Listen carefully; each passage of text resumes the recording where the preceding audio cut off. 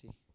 Bueno, vamos a leer rápidamente lo que nos compete el día de hoy. Es Romanos 2, del 6 al 10. Son los pasajes que vamos a estar analizando esta semana. Así que, si lo tienen, me dicen amén. Romanos capítulo 2, del 6 al 10. Dice de esta manera: el cual pagará a cada uno conforme sus obras. Vida eterna a los que, perseverando en bien hacer, buscan gloria y honra e inmortalidad. Pero ira y enojo a los que son contenciosos y no obedecen la verdad, sino que obedecen a la injusticia. Tribulación y angustia sobre todo ser humano que hace lo malo, al judío primeramente y también al griego. Pero gloria y honra y paz a todo el que hace lo bueno, al judío primeramente y también al griego. Cierren sus ojos un momento, vamos a hacer una breve oración. Señor Jesús, te damos las gracias, mi Dios, porque nos permites estar un día más estudiando tu palabra, porque nos permite, Señor Jesús, perseverar en ella y porque creemos que el día de hoy vas a hablar a nuestros corazones. Señor, abre nuestro entendimiento para poder comprender estos pasajes que vamos a leer en este estudio de Romanos. Y creemos, Señor Jesús, que tú estás en medio de nosotros. Tuya es la gloria y la honra, en el nombre de Jesús. Amén. Hemos visto los primeros 3 juicios que Dios trae a las vidas que viven constantemente apartadas de Él en pecado. Y creo que a partir de este pasaje vamos a empezar a leer otras 3 entregas o 3 juicios que hace Dios en contra del pecador. Aquí Pablo continúa hablando acerca del día de la ira, que abordamos muy brevemente hace 15 días, pero que hoy vamos a hablar un poquito más acerca de cuál es este día de la ira. Y vamos a hablar un poco acerca de temas apocalípticos. ¿Qué es el día de la ira y cuándo viene este día de la ira? Es importante que nosotros podamos encontrar en el tiempo el día de la ira, porque a partir de ese día de la ira nosotros podemos saber si la venida de Cristo es después o es antes, si el arrebato de la iglesia es antes o después. Si yo no sé dónde colocar el día de la ira, vamos a tener muchos errores en cuanto a los temas de Apocalipsis. Leímos en el versículo 5 en Romanos capítulo 12 este pasaje: pero por tu dureza y por tu corazón no arrepentido, atesoras para ti mismo ira para el día de la ira y de la revelación del justo juicio de Dios. La semana pasada a grandes rasgos dijimos que este día de la ira es el juicio del trono blanco del cual habla Apocalipsis. Hablamos del día de la ira como el juicio del trono blanco. Un ejemplo, antes de llegar a Apocalipsis, vayamos a Segunda de Pedro, capítulo 3, versículo 7. Segunda de Pedro, capítulo 3, versículo 7.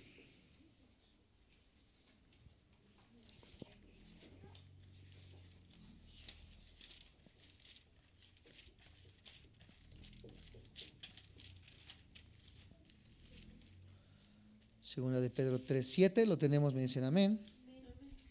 Dice de esta manera Segunda de Pedro 3, 7: pero los cielos y la tierra que existen ahora, ¿estamos todos ahí? Están reservados por la misma palabra, guardados para el fuego en el día del juicio y de la perdición de los hombres impíos. ¿Cómo le llama al día de la ira aquí Pedro? Dice que es el día de perdición para los hombres buenos, así dice, para los hombres impíos. Aquí comienza entonces ya este pasaje a advertir a las personas que están viviendo de una manera profana, de una manera alejada de las cosas que Dios nos invita a hacer, a vivir, que va a llegar un día en el que nosotros decimos, bueno, ¿qué hay de toda esa gente que se porta mal y que tiene 5 amantes, que son modelos colombianas, que vive en un penthouse, que fuma marihuana, que se droga, se inyecta heroína, vende droga, ¿verdad?, como narcomenudista o como narcotraficante y no le pasa nada? Y la persona buena, esta persona se enferma, le va, como dicen en México, de la patada, todo le sale mal, etcétera, etcétera. La gente se pregunta por qué al malo no le pasa nada. La pregunta correcta no es por qué al malo no le pasa nada, sino cuándo le pasará algo al malo y al que hace el mal. Esa es la pregunta correcta, porque muchos podrán decir, mira, él vivió toda su vida aquí haciendo y deshaciendo y nunca le pasó nada. Es que el problema no es que no le pase algo en esta vida, sino que llegará un momento en que esta persona va a rendir cuentas, al igual que tú y que yo. No se trata de si le va a pasar, sino cuándo le va a suceder. Y Pedro nos dice que le va a suceder, y a todos nos va a suceder el tiempo en que estemos delante de Dios para rendir un juicio. No sé si tú alguna vez hayas estado en un juicio o hayas visto cómo se hace un juicio, pero en un juicio vemos a muchas personas que son el jurado. Una imagen de Estados Unidos, enfrente tenemos al juez y enfrente tenemos a los enjuiciados. Los enjuiciados están ahí para poder emitir un juicio. Las personas están ahí hablando si es culpable o inocente, y todo el jurado que está sentado al lado derecho son los responsables en base a lo que se vio de decir si esta persona es culpable o es inocente. De igual manera va a haber un juicio cuando nosotros estemos delante de Dios. A este juicio se le llama el trono blanco, y dice que todas las personas van a comparecer. Leímos la semana pasada que se van a abrir los libros, el libro de la vida y el libro de las obras, y todo lo que tú creías que nadie se iba a enterar, todo lo que tú creías que estaba enterrado, todo lo que tú creías que nadie iba a saber, en ese momento se va a abrir y se va a decir, para que en base a eso tú seas enjuiciado. Este es el centro del tema que vamos a estar desarrollando el día de hoy: las obras y el juicio de Dios. Cómo las obras van a servir como base en el juicio venidero cuando estemos delante de Dios. Pedro le dice que será el día de perdición para los impíos, pero Judas en el versículo 6 le dice el juicio del gran día. Judas está un poco más adelante en su único capítulo que tiene. Judas versículo 6. Judas versículo 6. Está un poco difícil de encontrar porque es muy pequeño, pero si encuentras Apocalipsis ya la hiciste. Hazte un poquito para atrás de Apocalipsis y ahí encuentras Judas. Solamente es una página en la mayoría de Biblias, por eso está tan difícil de encontrar. Judas, versículo 6, solamente tiene un solo capítulo. Cuando lo tengan todos me dicen amén. Ok, dice Judas, versículo 6 de esta manera: y a los ángeles que no guardaron, ¿qué cosa? Su dignidad, sino que abandonaron su propia morada. Aquí es increíble lo que estamos leyendo, porque en estos pasajes se encierra un conocimiento tremendo acerca de lo que pasó con los ángeles en el comienzo. Se llaman los Nefilim, y dice que estas personas dejaron su morada. ¿A qué le llaman su morada? Muchos especulan que su morada era el cielo y que bajaron del cielo, pero realmente no eran ángeles que estaban en el cielo. Estos eran ángeles caídos, eran ángeles que ya habían sido echados del cielo. Por lo tanto, no podía haber sido su morada el lugar del cielo, sino que aquí está hablando del cuerpo. Dice que estos ángeles abandonaron sus cuerpos, abandonaron sus moradas, y que vinieron, dice, y a pervertir la genética del ser humano. Eso lo encontramos en Génesis capítulo 1 y 2, donde habla acerca de cuando se metieron con los hijos de los hombres y nacieron gigantes de 6 dedos en las manos y 6 dedos en los pies, 12 dedos en total tenían estos grandes hombres, que de los cuales tú conoces, el más famoso se llama Goliat. ¿Sí lo recuerdan? Bueno, dice que estos ángeles vinieron y perdieron su dignidad, se metieron con las humanas, se metieron con las hijas de los hombres, perdieron su dignidad, dice, y que por lo tanto los han guardado bajo ¿qué?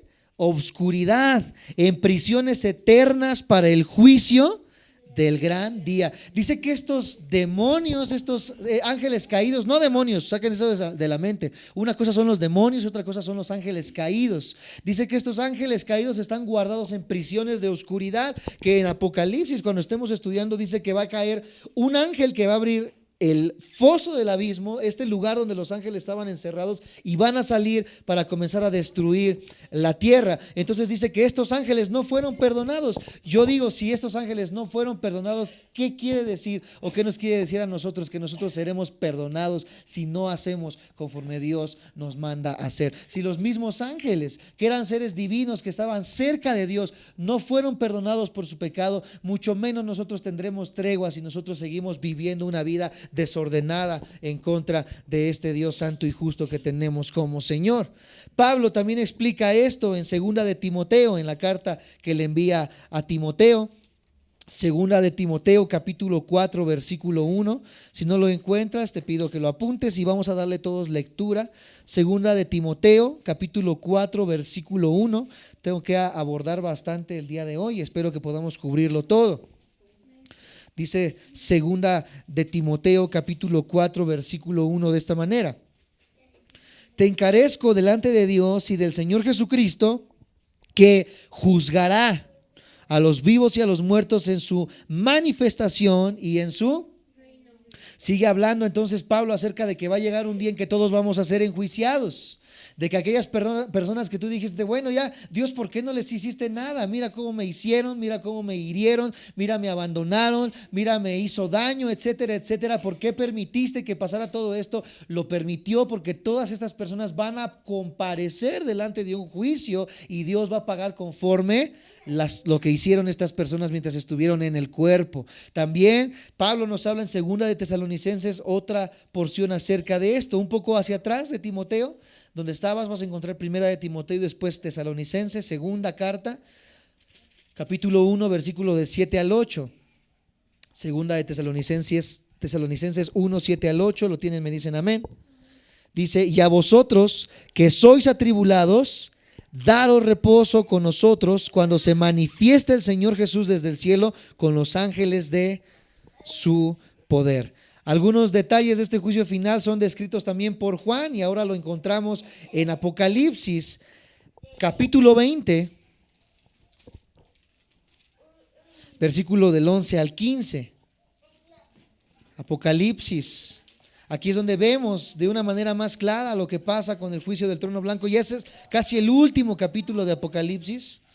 Apocalipsis capítulo 20, versículo del 11 al 15. Cuando lo tengan me dicen amén.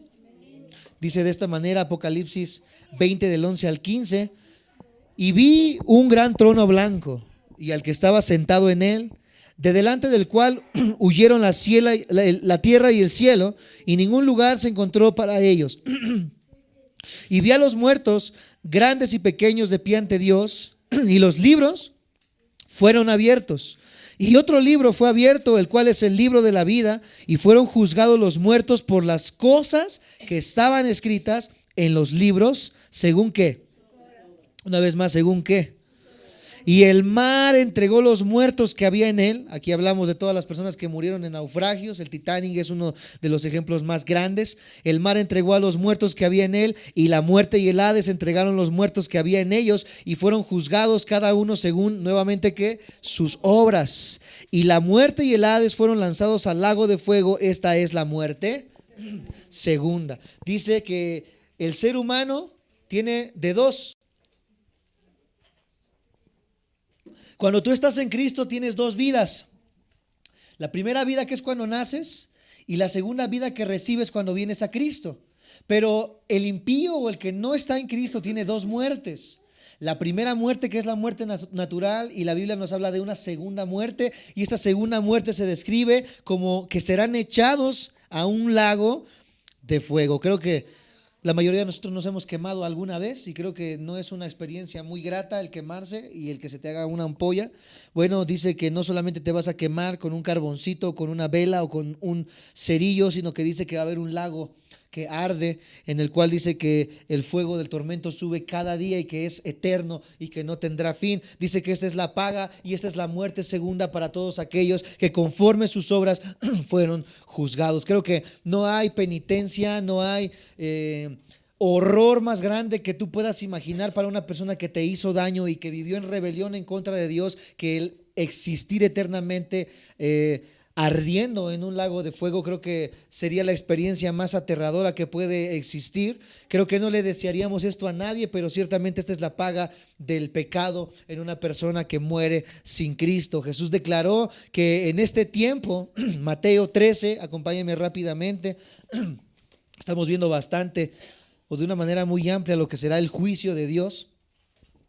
Mateo capítulo 13, versículo 41 al 43.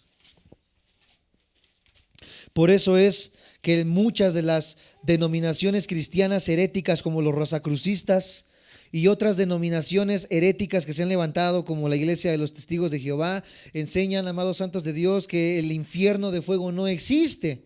Por supuesto, si yo quito el infierno de fuego, que es claro en la Biblia, si yo lo quito ya no va a haber una paga. Por lo tanto, la persona puede vivir haciendo y deshaciendo, puede beber, puede fumar, puede hacer y deshacer como más le plazca en su corazón, porque ellos enseñan que no habrá un sufrimiento eterno. Pero es muy claro que la Biblia nos enseña que aquel que muere sin Cristo y que conforme sus obras será juzgado, caerá en un tormento eterno. Dije Mateo capítulo 13, versículo 41 al 43, ¿lo tienen? ¿Me dicen amén?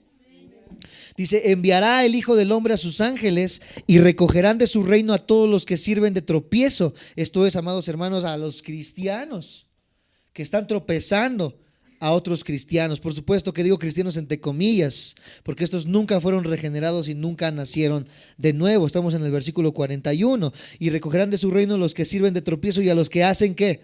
Iniquidad, y los echarán en el horno de fuego. Nuevamente se utiliza esta palabra. Yo no sé en qué parte de la mente de estas personas que quitan el infierno de la Biblia creen que no existe un lago de fuego, cuando la Biblia es clara en enseñarnos que ahí serán echadas las vidas, más bien los espíritus, en el horno de fuego. Allí será el lloro y el crujir de dientes. ¿Por qué el cristiano vive como vive, apartado de Dios? Porque muy pocas veces se les ha enseñado que va a haber una paga y una retribución a la maldad. Casi el cristiano siempre vive creyendo que solamente la vida es bendición, dinero y que sanidades, etcétera, etcétera. Pero la Biblia nos enseña que va a haber una paga. Toda la historia que estamos viendo se está moviendo de forma inexorable en dirección a ese día terrible que está por venir. Cada día que te levantas y despiertas es un día menos para llegar al día del juicio. Cada segundo que transcurre es un segundo menos que nos acerca cada vez más al día del juicio y de la ira de Dios. Hebreos 10:31, para seguir sentando esta base. Hebreos capítulo 10, versículo 31. Dice de esta manera, Hebreos 10:31. ¿Cómo lo describe Hebreos? ¿Cómo será este día? Dice: horrenda cosa es caer en manos del Dios vivo. Algunas personas dirán, ¿verdad? Pues yo creo que lo peor es que se te suba el muerto, lo peor es ver a Satanás, que te saque la cola, ¿verdad? Ahí con sus cuernos y te diga, soy el diablo. Algunos piensan que eso es lo peor, pero la Biblia dice que lo peor es caer en manos de Dios cuando tú haces las cosas mal. El diablo, como sea, ¿verdad? No es todopoderoso, no es omnisciente, no es omnipresente, pero Dios es el único, amados santos de Dios, dice que tiene la potestad de poder echar el espíritu del hombre a esta eternidad en el lago de fuego. Por eso no hay que temerle ni a Satanás, no hay que temerle ni a los muertos que se levantan en la noche, no hay que temerle ni a los pies que escuchas arriba en tu azotea todas las noches. Hay que temerle a Dios, es lo que nos dice la Biblia. No obstante, llegará, amados santos de Dios, este día. Es una seguridad la que tenemos, porque Dios se ofrece a sí mismo como Padre para todos nosotros, con una humildad tan grande que bajó a este mundo en forma de hombre y murió en nuestro lugar. Él implora en la Biblia y nos dice en 2 de Pedro capítulo 3 versículo 9, ya algunos se lo saben de memoria, que ninguno perezca, sino que todos procedan al arrepentimiento. 2 de Pedro 3:9, que Él no quiere que ninguno perezca, sino que todos procedan al arrepentimiento. Él nos está invitando, y a los que nos escuchan por internet, Él nos invita y nos dice: arrepiéntanse, porque yo no deseo que ustedes tengan la paga y la retribución de su pecado. Recordemos que Él no envía a nadie al infierno. Recordemos que Él solamente enjuicia en base a la maldad del hombre, pero Él no envía al hombre al infierno, sino es el mismo hombre que en contra de los estatutos de Dios es el que se va al infierno gracias a estas obras que manifiesta. El día del juicio llegará, esto es una seguridad, amados santos de Dios, pero el problema es cómo estamos enfrentando nosotros esta realidad. En ese momento Dios ejecutará un juicio y será un juicio perfecto. Los primeros 3 criterios que vimos al principio ya los analizamos, ya los vimos. Ahora vamos a ver los últimos 3 o los siguientes 3 criterios que vamos a ver en la lista de las 6 cosas que Dios aplicará en el juicio. La primer cosa de esta tétrada que vamos a ver que Dios ejecutará en el día de juicio es las obras de los hombres. ¿Cómo Dios va a enjuiciar? Pues con las obras. Si no enjuiciara de una manera justa, entonces no sería justo ir al infierno. Pero Él va a enjuiciar de una manera justa. Vamos a Romanos 2, del 6 al 10 nuevamente para darle lectura y entender. Después de esta introducción, algo larga.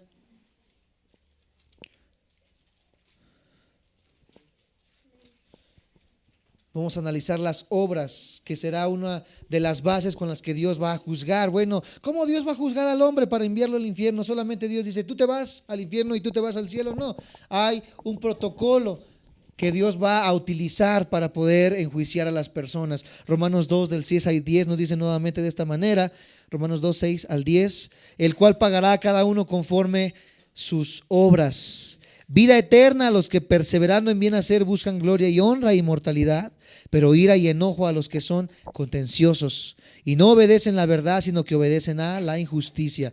Tribulación y angustia sobre todo ser humano que hace lo malo, el judío primeramente y también el griego, pero gloria y honra y paz a todo aquel que hace lo bueno, al judío primeramente y después al griego. Entonces vamos a analizar entonces las obras. ¿De qué se trata? No las obras que le das a tu perrito, las obras, lo que tú haces. Aunque este pasaje es sencillo, es directo, creo que se puede entender de la manera más sencilla. Vamos a tratar de desmenuzarlo para comprenderlo. Abarca varias verdades que fácilmente se pueden malinterpretar, se pueden entender de una manera equívoca si no se estudian de la manera correcta. Aquí en el texto de Apocalipsis 20, regrésate a tu lugar, Moisés, ¿a dónde vas? En el capítulo 20 que citamos arriba, se nos dice en 2 ocasiones que los hombres serán juzgados por sus ¿qué? Por sus obras, ya lo leímos. Esa es la misma verdad que Pablo destaca en Romanos. Dice que va a ser juzgados por sus obras. Versículo 6 nos lo dice una vez más, el cual pagará a cada uno conforme sus obras, declarando rotundamente entonces que la base para la paga del juicio va a ser ¿qué cosa? Las obras. ¿Qué es la base para el juicio? El juicio por obras es algo que se enseñó desde el Antiguo Testamento y que no nos lo sacamos de la manga. Isaías 3, versículo 10 al 11 nos dice esta verdad. Y vamos a ver varios pasajes del Antiguo Testamento. Isaías 3, del 10 al 11.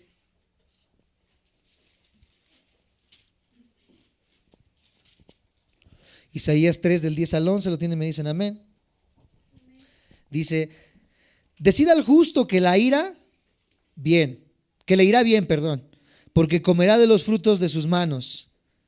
Ay del impío, mal le irá, porque según las ¿qué? De sus manos le será. Esto desde el Antiguo Testamento ya se conocía.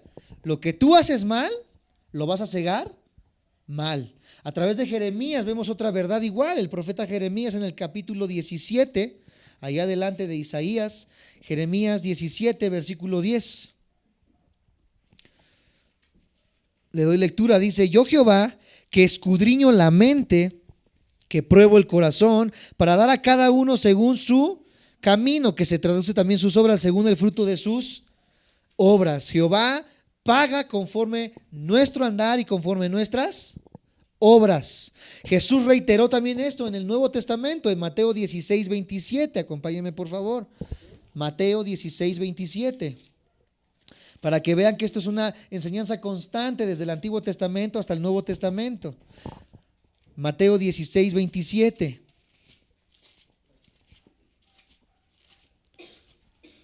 Mateo 16, 27 nos dice de esta manera: porque el Hijo del Hombre, aquí está hablando Jesús, vendrá en la gloria de su Padre con sus ángeles, y entonces pagará a cada uno conforme a sus obras. Aquí reitera Jesús esta posición. En otra ocasión también Jesús dijo en San Juan, capítulo 5, San Juan capítulo 5, versículo 28 y 29. San Juan 5, 28 y 29 dice: no os maravilléis de esto, porque vendrá hora cuando todos los que están en los sepulcros oirán su voz, y los que hicieron lo bueno saldrán a resurrección de vida, mas los que hicieron lo malo a resurrección de condenación. Entonces Jesús nos está reiterando esto. Pablo, el gran apóstol que predicó acerca de la gracia, que predicó acerca del perdón, que predicó acerca del que aún siendo malo podemos ser perdonados, etcétera, etcétera, si nos arrepentimos, él mismo nos dice en 1 Corintios 3:8 otra verdad más acerca de la paga por las obras. 1 Corintios 3:8 dice de esta manera: y el que planta y el que riega son una misma cosa, aunque cada uno recibirá su recompensa conforme a su labor o conforme a sus obras. Y prosigue enseñando en el versículo 11 al 15 esta verdad: porque nadie puede poner otro fundamento que el que está puesto, el cual es Jesucristo. Y si sobre este fundamento alguno edificare oro, plata, piedras preciosas, madera, heno o hojarasca, la obra de cada uno será manifiesta, porque el día la declarará, pues por el fuego será revelada, y la obra de cada uno, cual sea, el fuego la. Todo lo que pensabas que estaba escondido, dice que va a ser sacado a la luz. Si permaneciere la obra de alguno que sobreedificó, recibirá recompensa. Si la obra de alguno se quemare, él sufrirá pérdida. Si bien él mismo será salvo, aunque así como por fuego. Pablo nos da entonces mucha más claridad acerca de que las obras serán la base del juicio. Hablando a creyentes, nuevamente Pablo les escribe en 2 Corintios, un poquito más adelante, capítulo 5, 2 Corintios capítulo 5, versículo 10. 2 Corintios 5:10 dice de esta manera: porque es necesario que todos nosotros comparezcamos ante el tribunal de Cristo, para que cada uno reciba según lo que haya hecho mientras estaba en el cuerpo, sea bueno. Si es bueno, pues para bien. Si es malo, nosotros como cristianos creemos que va a llegar un momento en el que vamos a ser recompensados. Esto en la escatología y en el Apocalipsis le llama las bodas del Cordero, cuando vamos a estar ya en gloria con Cristo, mientras aquí el mundo se hace y deshace, ¿verdad? Están los 7 años de la tribulación, etcétera, etcétera. El pueblo cristiano va a estar arriba recibiendo recompensa de lo bueno que haya hecho en esta vida. Por eso aquel que viene todos los domingos, y no es broma lo que voy a decir, no piensen que es broma lo que voy a decir, pero aquel que viene todos los domingos, que no falta ni un jueves, que no falta ni un martes, que no falta ninguna reunión de oración, que no falta ninguna reunión de nada, que es fiel con sus diezmos, que es fiel con sus ofrendas, que es fiel en honrar a sus líderes, a sus pastores, etcétera, etcétera, y que es fiel en cumplir las cosas que Dios nos ha mandado, esa persona va a recibir recompensa según lo que haya hecho. Por eso qué importante es que nosotros hagamos ranking, como dicen los gabachos, en que nosotros hagamos un test de lo que estamos haciendo, porque muchos decimos, bueno, pues un día no pasa nada, bueno, pues 2 días no pasa nada. Aquí Dios no va a premiar lo bonito que eras, aquí Dios va a premiar la fidelidad en cuanto a las cosas que hiciste para Dios. Por eso muchos dicen, bueno, pero es que yo nunca fui pastor, yo nunca fui pianista, ¿qué me va a recompensar Dios si nada más estaba sentado yo allá atrás en la banca o acá adelante? Pues eso es lo que Dios te va a recompensar, que siempre fuiste fiel a la obra de Dios. Que aunque nunca aprendiste a cantar, y porque quizás cantabas como cotorro, ¿verdad? Como cotorra, y decías, bueno, no es mi don el canto, no es mi don tocar. Dios no va a ver si cantabas o no cantabas bonito, Dios va a ver cuán fiel fuiste. Y aunque los hermanos se taparan las orejas porque cantabas como cotorrito, Dios va a decir, qué bueno que me cantaba todos los días y que no le interesó nada de lo que le decían, porque fue fiel en todo lo que hizo. ¿Ya vieron la importancia entonces de nunca dejar de hacer las cosas para Dios? En decir, bueno, un domingo no pasa nada, bueno, le estás quitando un ranking a tu carrera que llevas, porque todo esto va a ser recompensado, amados santos de Dios. ¿Quiere que te recompense mucho? Sé fiel mucho. Dice que algunos van a estar bien cerquitas de Cristo. La otra vez platicaba con mi mamá y me dice, bueno, pues yo ya aunque llegue, no importa que no esté tan cerca. Le digo, no, porque el cristiano anhela estar cerca de Cristo, ¿verdad? Sí, que bueno, mientras lleguemos, ya aunque sea de panzazo, dicen unos, ¿verdad? Ya de panzazo, pero llegué, pero yo creo que la onda no está así, de llegar de panzazo.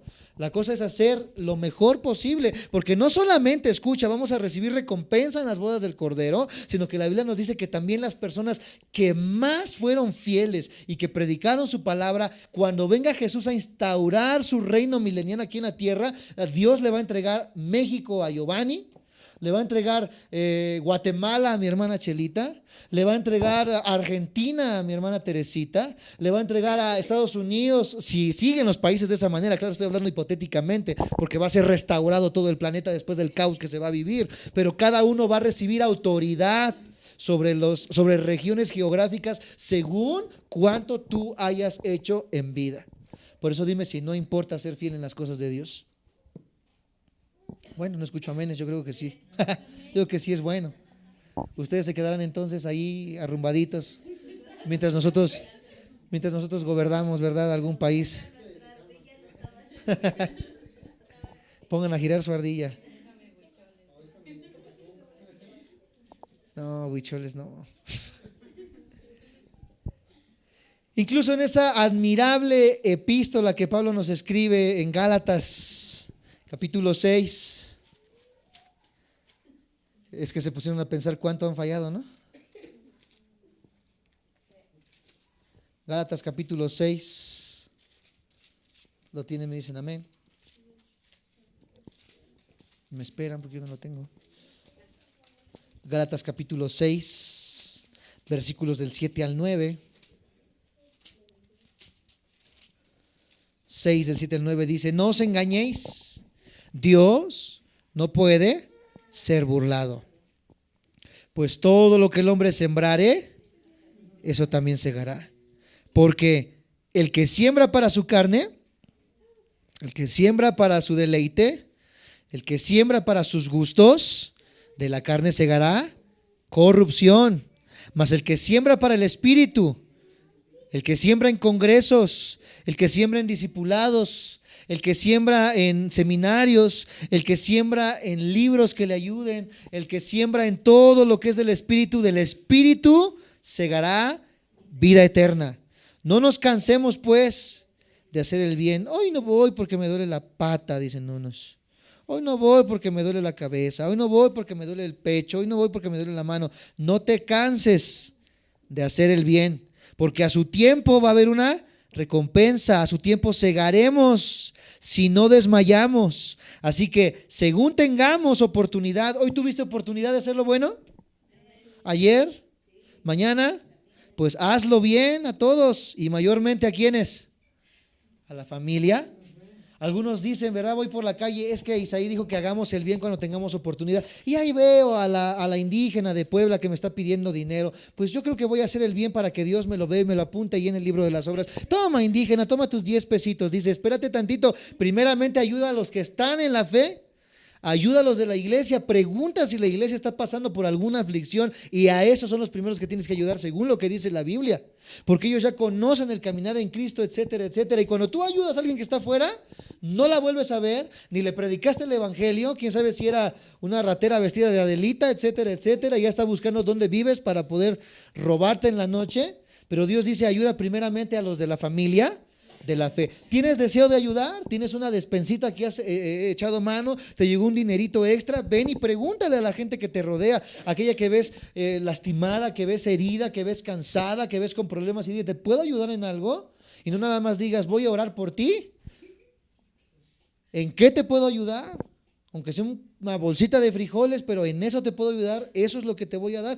Eso es lo bueno de las obras, y eso es lo que Dios va a recompensar cuando estemos en gloria con Él. Que se conforme. ¿Dónde te dijeron eso, pa? Dios no juzga, escucha, sobre la base de la religiosidad. Dios no juzga si fuiste un cristiano, si fuiste el hijo del Papa, o si fuiste el primo de la Santa Cayetana, etcétera, etcétera. Dios no te va a juzgar por eso, por tu herencia religiosa. Él juzga sobre la base de los criterios que acabamos de leer, entre los cuales se encuentra todo lo que ha producido tu vida. Eso es lo que Dios va a juzgar. Ponte a pensar todo lo que has hecho en tu vida y dime qué te mereces. Sin que Dios venga a juzgarte, tú ya sabes lo que te mereces por lo que has hecho en tu vida. Porque tu vida da claridad y da voces, dice, desde tu interior, tu conciencia de las cosas que has hecho mal y de las cosas que has hecho bien. Entonces tú, sin que digas, Dios, ¿qué he hecho mal? O Señor, dime, ¿qué es lo que me merezco? Piensa lo que has hecho y sabes lo que te mereces en base a tus obras. Cada uno de nosotros dará cuenta de sí, dice Romanos capítulo 14, versículo 12, vamos a leer rápidamente. Y aquí es donde se encierra el famoso dicho, la salvación es personal.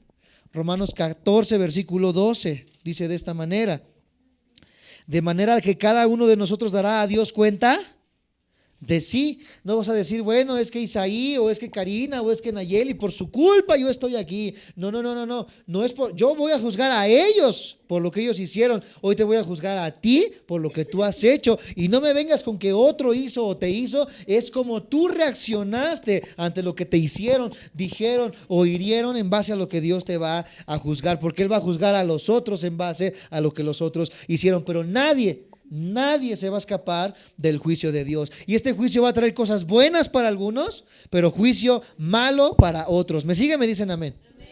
El criterio subjetivo, vamos a llamarlo así, para la salvación es solo la fe. Vamos a entrar a la otra parte de este tema. La salvación ya vimos que es solo ¿por qué? Ya se les quedó claro, ¿verdad que sí? Lo vimos como 5 semanas el hablar de la fe. Que somos justificados por fe solamente, que no hay nada que tú puedas hacer para añadirle a tu fe. ¿Sí se acuerdan de eso? ¿Se acuerdan o no se acuerdan? Entonces, el criterio para la salvación, ¿qué es? La fe. Entonces, ¿cómo podemos lidiar la fe con las obras? Las obras no me pueden salvar. Ya leímos y entendimos que dice que la salvación no es por obras para que nadie se gloríe. Es que hay dos cosas totalmente diferentes. Una, el criterio de la salvación es la fe. El criterio del juicio son las obras. Son cosas totalmente diferentes y opuestas entre sí. El criterio de la salvación es la fe. El criterio del juicio es las obras. Cosas totalmente diferentes. La realidad objetiva de la salvación se manifiesta en las obras piadosas que hace el cristiano, que el Espíritu Santo ha puesto en nosotros. ¿Cómo sé que mi fe es genuina? Por mis obras. Yo no puedo decir que soy salvo si mis obras dicen lo contrario. Si vivo de una manera contraria a lo que la salvación dice que es. Yo no puedo decir que soy salvo si no tengo ganas de congregarme. Yo no puedo decir que soy salvo si no tengo ganas de leer la Biblia. Yo no puedo decir que soy salvo, y no hablo de ganas de decir, híjole, es que no le entiendo, de literalmente decir, guácala la Biblia, ay no, me choca. A eso me refiero. Tú no puedes decir que eres salvo si no tienes deseos de aprender. Tú no puedes decir que eres salvo si sigues viviendo como vivías hace 20 años. Si sigues siendo la misma persona violenta de hace 20 años. Si sigues siendo la misma persona que iracunda de hace 20 años. Si no has cambiado ni siquiera 1 milímetro, no ha habido un cambio, tengo mis serias dudas de que realmente seamos salvos. Por supuesto, ya entendimos también que vamos a equivocarnos, de que vamos a cometer errores, de que el cristiano a veces sigue pecando en ocasiones, pero sus obras manifiestan el deseo de que está siendo transformado y redimido. Pero si la persona se sigue deleitando en el pecado, le encanta, ¿verdad? El que fume marihuana al lado suyo para echarse una aspiradita y decir, bueno, no lo estoy fumando, nada más me lo echaron, pero aún así me lo eché. Que el otro esté echándose su lata con su piedra ahí, ¿verdad? Y tú estés ahí bien contento porque lo está haciendo y no le digas que está haciendo lo incorrecto. Si tú te sigues deleitando, ya lo vimos en el tema del juicio, en todo lo que hacen los demás, tú igual eres culpable. Y lo vimos hace como 2 semanas del juicio de las personas que están al lado tuyo por no hablar y por no decirles que están haciendo mal. Tú te vuelves copartícipe de su maldad y por lo tanto hay dudas de que tú seas cristiano, salvo. ¿Me siguen? Me dicen amén. Entonces, cuando una persona es salva, lo tiene que manifestar ¿cómo? Con las obras. Esa es la manifestación de una verdadera fe, pero no es primero las obras y después la fe. Es primero la fe y después las obras. Porque muchas personas dicen, no te maquilles, no te vistas de esa manera, ponte falda larga, ponte tu velo, etcétera, etcétera. Quieren primero las obras, pero no hay fe.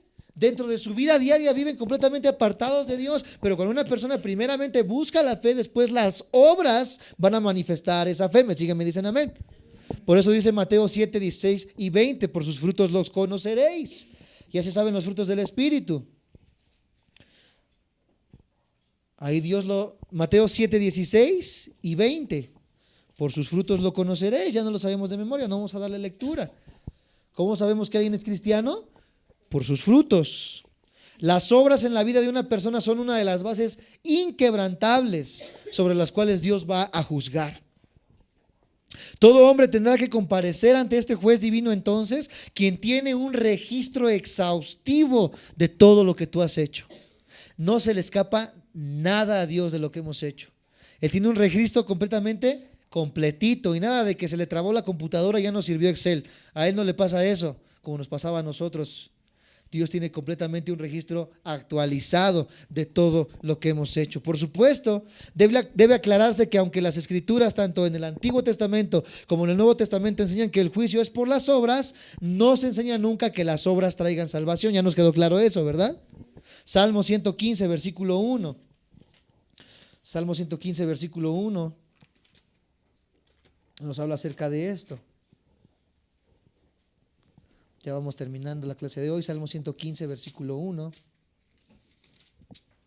Dice: no a nosotros, oh Jehová, no a nosotros, sino a tu nombre da gloria por tu misericordia, por tu verdad.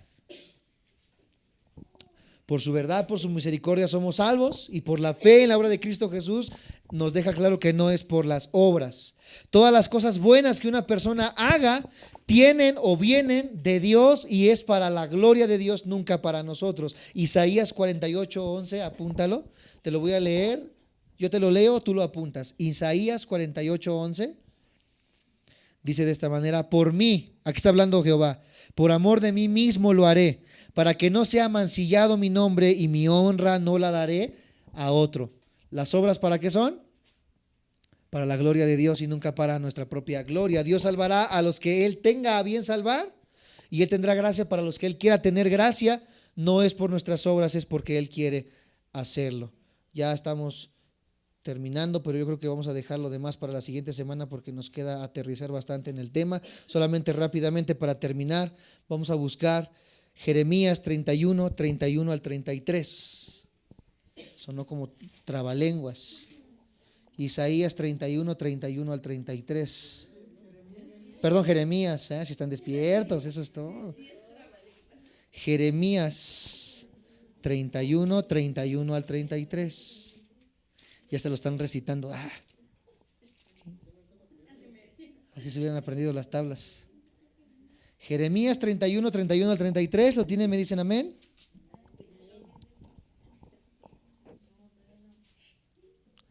Jeremías 31, 31 al 33. Hasta cantadito. ¿Lo tienen? Me dicen amén. Dice Jeremías 31, 31 al 33. He aquí que vienen días, ¿quién dice? En los cuales haré nuevo pacto con la casa de Israel y en la casa de Judá, no como el pacto que hice con sus padres el día que tomé su mano para sacarlos de la tierra de Egipto, porque ellos invalidaron mi pacto, aunque fui yo un marido para ellos, dice Jehová. Pero este es el pacto que haré con la casa de Israel después de aquellos días, dice Jehová. Daré mi ley en su mente y la escribiré en su corazón, y yo seré a ellos por Dios, y ellos me serán por pueblo. ¿A qué pacto se refiere aquí? Cuando Cristo bajó en la cruz, murió por nuestros pecados y nos trajo salvación a través de su gracia.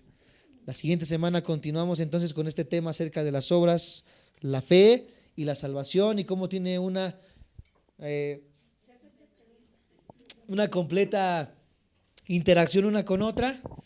Solamente para resumir en esta hora y para que quede súper claro lo que acabamos de leer: ¿vamos a ser enjuiciados por nuestras obras, sí o no? Sí. Sean buenas para bueno, y sean malas, ¿las personas van a poder escaparse del juicio? ¿Cuándo será este juicio? Pronto. Se la sabe. Es una respuesta correcta, pero incorrecta a la vez. Porque sí va a ser pronto, pero ¿cuándo es? Según Apocalipsis leímos, en el día del juicio del gran trono blanco, que será pronto. Pero ¿cuándo será el juicio? En el gran juicio del trono blanco, ¿ok? Otra pregunta para poder. ¿Las obras me dan salvación? Pero si soy salvo, ¿tengo que manifestar obras? ¿Y obras buenas, obras malas? Sobre que obras buenas. ¿Y si son obras malas, entonces soy salvo?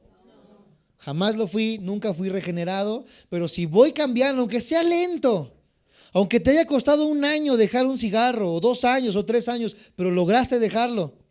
Aunque te hayas tardado 1 mes en dejar de ser chismoso, bueno, eso cuesta más. Ponle 5 años. O 10, ¿no? O sigues luchando, pues. Pero estás luchando, estás manifestando obras de salvación. Pero si no te interesó y sigues en la misma entonces es claro, amados hermanos, que no hemos sido regenerados. Pongámonos de pie, cerremos nuestros ojos y vamos a darle gracias a Dios por este estudio que hemos tenido. Sé que tomaron muchas notas y que van a llegar a repasar todo en sus casas.